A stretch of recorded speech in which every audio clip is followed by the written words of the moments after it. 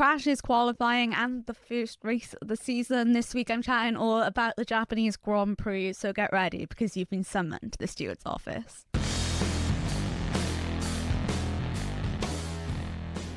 Hello everyone and welcome back to the steward's office. I'm Sarah, and this week F1 headed out to the Suzuka circuit for the Japanese Grand Prix.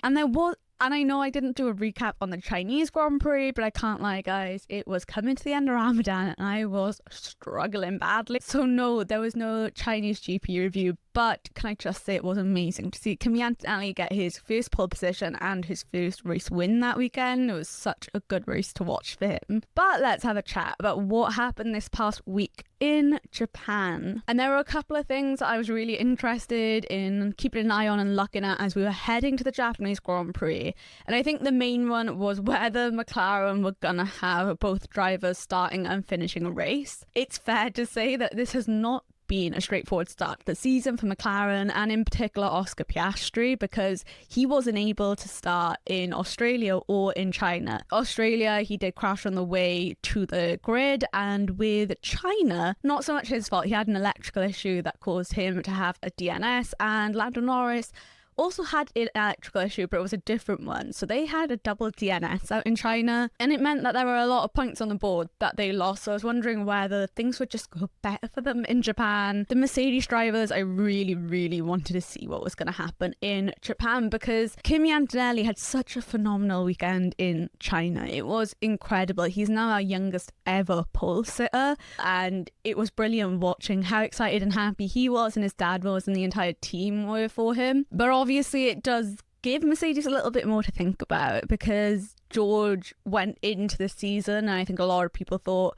well, he's the favourite to win the championship out of all of the grid, but especially when you look at Mercedes right now, because he's the more experienced driver. But Kimi's win in China made me wonder whether that was going to be a bit more of a battle for the rest of the season. And then the only other thing I was really looking at going into the Japanese Grand Prix was Aston Martin and Honda, because this is Honda's home race. They're a Japanese company and it has been horrific for them, and Aston Martin so far, they've not really been able to finish a race. So I was wondering whether they managed to find a way to solve the issue that they're having with the engine. Maybe it's not something that will stick and bring them the performance that they need as well as solving the issue. But even if it was just a decent band-aid to put on that engine for now, and just to see whether it would help and they could just finish a race in their hometown, or home country more than hometown. Those were the sort of storylines I was looking at going into this race. So let's have a chat about qualifying. Pole position went to Kimi Antonelli, and honestly, I wasn't expecting him to get back-to-back poles, but this is a 19-year-old race car driver that just has an insane amount of speed behind him. He just seems so confident and comfortable behind the wheel, and it was an incredible pole lap from him. And then next to him on that front row was George Russell, and I think part of the issue for George was throughout all three qualifying sessions, the car didn't seem to really want to listen to him. The rear was having problems and he was not happy with it, and I think it kind of stopped him from having the most amount of confidence that he could have had in the car. There were a couple of surprises though, because let's be honest, a front row lockout for Mercedes is not surprising. The actual surprises though, McLaren's qualifying pace was way better than what I was expecting and what we've seen so far from them. They really challenged Ferrari in this qualifying session, and what we saw in the past two races before the Japanese Grand Prix is that you had Mercedes, and then there was a gap, and then Ferrari, and then a tiny bit more of a gap, and then there was McLaren. But they seem to be able to fight with Ferrari for those grid places, and that's really great to see, I can't lie, because you want to see more teams be competitive. They just seem to have really good pace, and it did seem better than Ferrari's qualifying pace, truth be told. They're learning about the best ways to take advantage of the engine that they have and the aerodynamics that they currently have, and it worked for them. Other surprises, I mean, we saw Max Verstappen be eliminated in Q2. He struggled, I would say, throughout the entire weekend, and I'll quickly chat about him in the race later on. But yeah, qualifying for him, not great. He was out in Q2, and I think what rubbed salt in the wound there was the fact that Arvid Lindblad, the only rookie on the grid this season, qualified into Q3 with the Visa Cash App, RB. You have to give Arvid Lindblad his flowers here, because he has had an incredible time in Formula One so far, and he just seems to be enjoying it. I don't feel like he's getting bogged down in too much of the pressure from what we've seen so far, but yeah, his qualifying laps from the first race up until Japan now have been amazing, and you can see why Red Bull and that junior academy have been so excited and have really tried to hurry him up through the ranks to get him into F1, because he's handling it so well. Disappointments, yeah, Max not getting into Q3 was disappointing, but it was the Ferrari cars for me, I think, that disappointed me, because we've seen better pace, and okay, admittedly they can't really fight for pole position because their engine and energy deployment compared to the Mercedes engine is not great. Aerodynamically they're pretty good, engine wise it's not great. They just seemed to have lost the sort of edge they had against McLaren, and I don't know if that was a setup issue, whether the Suzuka circuit isn't really a track that suits the car. Other than that, it was pretty much what you would expect to happen, with the Aston Martin cars not qualifying out of Q1, the Cadillac cars struggling. Hats off to the Audi cars again. Their pace has just been so surprising in qualifying and the race. But yeah, to have cars that seem to be able to get into Q3, and it's at least one of their cars, is really impressive. So they've been exciting to watch lately. But that's qualifying. Let's head in to the actual race. It was an interesting race, and let's start with what's going on at the front of the race and with the title battle that's slowly emerging. And I say slowly because we're only 3 races in and things could really change, but let's have a chat about it. And we're of course going to kick off with Mercedes, who are still leading the Constructors' Championship. They did have struggles at the start of the race. Kimi went from pole position to P6 on the first lap, and I think had he not had the skill to get through the field as well as a very powerful car and engine, it would have cost him a lot, because the other engines don't really match up to the way the Mercedes engine is, and the way that Mercedes have packaged their engine did mean that it wasn't going to cost him as much. But yeah, definitely something that Mercedes, Kimi and George, even though it wasn't as drastic a place that he lost, but yeah, that is something Mercedes are going to want to look at and improve on, because it wasn't just because Ferraris have a really good start or whatever. It is something that could cause issues as the teams start to close that gap. All of that happened for Kimi Antonelli though, and he still ends up winning the race. Second pole in a row, second win in a row. He is just building momentum behind him that's going to carry him forward throughout the rest of the season. That win does mean that he's now leading the World Championship, and he is the youngest ever person to lead the F1 World Championship, which is insane. It's definitely well deserved. His teammate on the upper hand, George Russell, is not as happy, understandably. Let's run through it. He was particularly unhappy. He ended up pitting before Kimi Antonelli, got into the pits, had the hard tyres on, and was back out on track. It couldn't have even been a full lap, his full out lap after that pit stop, right? And the safety car comes out, and Kimi Antonelli is able to get into the pits, change his tyres, and come back out, still in the lead of the race, and just has that track position over every other driver on the grid, let alone his teammate, who has a couple of cars ahead of him. I think at that point he had Charles Leclerc and Oscar Piastri ahead of him, and Lewis Hamilton was just behind him. And we saw a radio message between him and his race engineer where he turns around and asks his race engineer something along the lines of, is Kimi gonna move the way we sorted out or spoke about in training, or something like that? And his race engineer just goes, yeah, I don't know. He just was not happy with that timing of the safety car, just said he was super unlucky, and yeah, it felt as the race went on that he was getting a little bit desperate to make up those places and to try and get further to the front of the field, which, look, don't get me wrong, every single F1 driver wants to win a race, wants to be at the front, wants to be leading a championship, but it just seemed more panicked and desperate than it needed to be, especially at this point in the season. But yeah, I get it for George, because he didn't even end up on the podium this race, which for him is gutting. He finished in 4th place, which still isn't bad, but obviously, yeah, he was battling with Charles Leclerc towards the end of the race, and you would think that it would have been easier for him to get past Charles Leclerc, maybe after that be able to battle Oscar Piastri and try and get P2 at least. And it just seems like he's getting frustrated. And 3 races into the season to already be getting frustrated. It's a long season. Even with 2 races knocked off the calendar, it's still a really long season. And you don't know what's going to happen. I definitely wasn't expecting Kimi Antonelli to get back-to-back poles and back-to-back wins and 2 hat-tricks within the first 3 races of the season. I found it slightly strange, right? As I was scrolling through threads during and after the race, people were like, oh, you know, the team are favouring Kimi over George. He's getting sabotaged. Toto wants Kimi to win the championship so he can turn around and say he has the youngest ever world champion. I don't think that is the case at all. Okay, I really don't. Mercedes want to win. They want to win a driver's championship and they want to win a constructor's championship and they want to win every race this season. Right now, I don't think they particularly care what car it's with. I just can't buy into the conspiracy theory that, yeah, they're favouring Kimi Antonelli and all the rest of it. Moving off the topic of Mercedes for now, their closest competitors in the championship are Ferrari, and they did get another podium with Charles Leclerc in P3. Lewis Hamilton finished in P6, so it wasn't a bad result for them. The podium is definitely going to be welcome, and it's great to see that Ferrari at least are consistent with that. You know, we had races last season where they were struggling to stay in the top 10.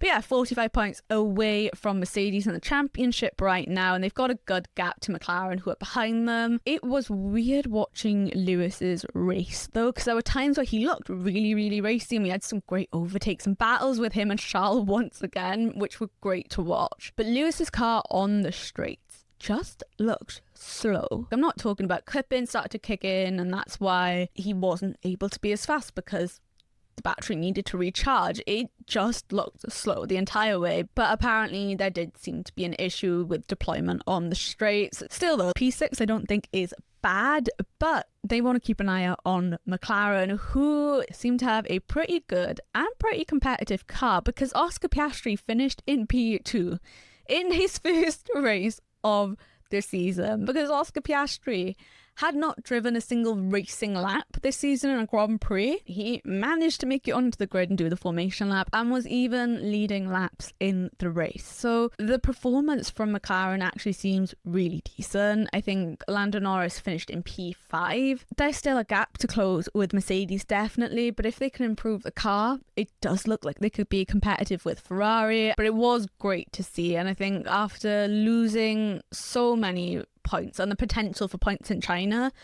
a podium like this is really, really what they needed, not just for the Constructors' Championship and everything, but for team morale and for Oscar Piastri's morale, who, you know, 2 races to basically be sat out of and not do anything at the start of the season just sucks, because, you know, he's not getting the learning and understanding from the car that he wants, nor the team. But I am very cautiously saying things are looking up for him and McLaren, and I'm hoping whatever bad luck or curse they had on them has officially gone. Let's chat about the rest of the field though, the sort of midfield, the underdogs of the race. Right, Cadillac and Valtteri Bottas. Let's kick off with that one, because every person on the grid started on medium tyres. Valtteri Bottas was the only driver that was starting on the hard tyres. He was right at the back of the grid anyway, right? And I do think for Cadillac, especially this early on in the season and this early on in their career as a team, right, a lot of this is going to be about learning and figuring out what works and what doesn't, and optimizing the car and the way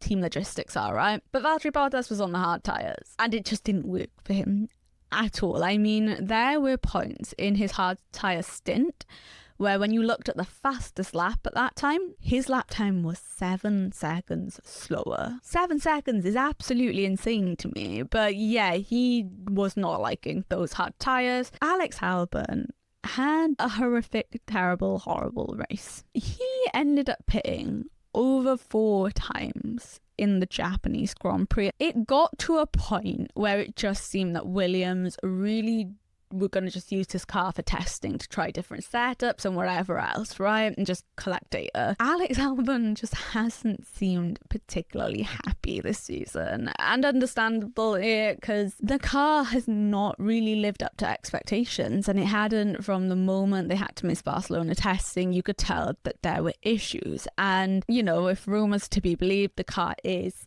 severely overweight, it's slow, and they're still trying to figure out how to work all of that out. There are big issues with Williams, and we've got a big gap now until the next race is about a month, because there's no racing whatsoever in April, and it does give the teams a lot of downtime to work on the car and work on the pace. And I think it's time that Williams really desperately need, where they don't have to worry about travelling out to a race and going through race data and all the rest of it. It can really be all hands on deck to figure out what's going on with this car, whether it's enough time and whether they have the resources to fix what's wrong with it. I don't know, but it's just looking more and more dire for Williams as the races go on. I'll tell you who is battling in that midfield though. Alpine and Red Bull. And honestly, anytime I see an Alpine or Red Bull battle on track, I still don't fully believe what I'm seeing. But Pierre Gasly had a really good race, really good qualifying. He finished in P7. Max Verstappen, after starting, I want to say it was P11 or P12, managed to make it up to P8, could not get past Pierre Gasly in P7. And Max isn't happy. He wasn't happy after qualifying. You know, he told his race engineer the car just, it's not drivable. It's not a nice car to drive. He's not a fan of this set of regulations and how they need to go racing with all the energy deployment and everything. And I think this has just compounded it to, you know, not even be able to fight within the top 5 for decent points, to be behind an Alpine who has spent so many years struggling to make it into the midfield, really. Max is just not enjoying this season of Formula One, and I don't know how much this race would have helped that. On a happier note, though, Esteban Ocon did manage to get his first points of the season. Beginning of the season for him has been difficult. He's been out-qualified for Ollie Bearman. He has not scored any points in China, in the sprint, in the race there, in Australia. He has no points. All of the points that Haas had scored up to that point were from Ollie Bearman, and you could see Ayao Komatsu start to be like, this isn't why we hired him. And the risk was with Esteban Ocon, if he kept being out-qualified by Ollie Bearman, if he kept being outscored by Ollie Bearman in the race, that he was going to end up losing his seat. Thankfully, he did manage to out-qualify Ollie Bearman, who surprisingly didn't get out of Q1. But Ocon also managed to get into the points, which I think the team are going to be thankful for, but he is probably very, very thankful for, because it takes some of the pressure off of his shoulders, and hopefully we'll see some more points from him in the coming races. Finally, in this section, before I go on to talk a little bit more about what happened with Ollie Bearman, there is good news for Aston Martin, and it's news that I think should be celebrated, guys, because Aston Martin have finally officially registered a proper race finish at the Japanese Grand Prix for the first time this season. Fernando Alonso actually managed to finish the full race in the Japanese Grand Prix. He completed every lap, maybe bar one because he got lapped. However, you know, he didn't have to retire. He didn't have to sit out for 5 laps. He actually finished the race, which honestly, I genuinely think we need to applaud that, guys, because I didn't know how many more races we were going to have to go before Aston Martin could actually finish a race. Do I think that the problems have been solved with the engine?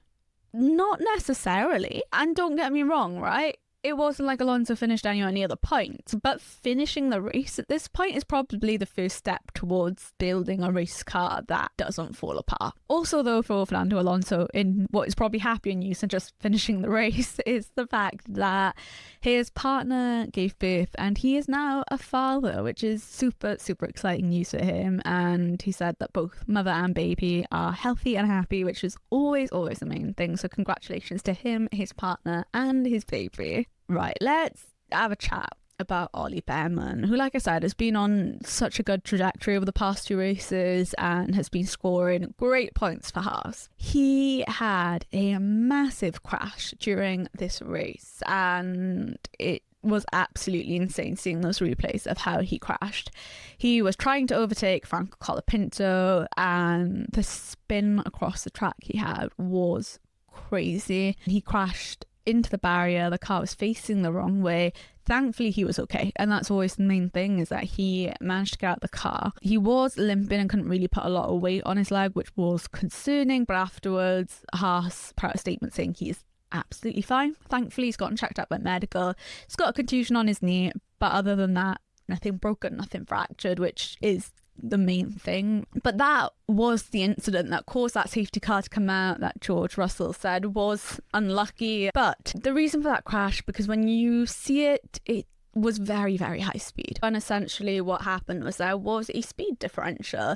He had moved so he could avoid the car in front of him. When he moved, that closing speed difference was massive, and it caused him to lose control of the car and crash and have that huge accident. Carlos Sainz, after the race, went to the media pen. They were asking him about the race and everything, and they spoke about the crash. And Carlos had said in media, look, all the drivers had been warning the FIA and F1 about this. We said that this could be a huge issue, and they didn't really listen to us. Nothing happened, and now it has happened. Now we've seen Ollie Bearman get into a crash because of the huge speed differentials, and the FIA have released a full statement, and I've got it on my screen. But basically they were saying the plan always was, with the 2026 regulations, that we would go and review them afterwards, after a starting period in the season.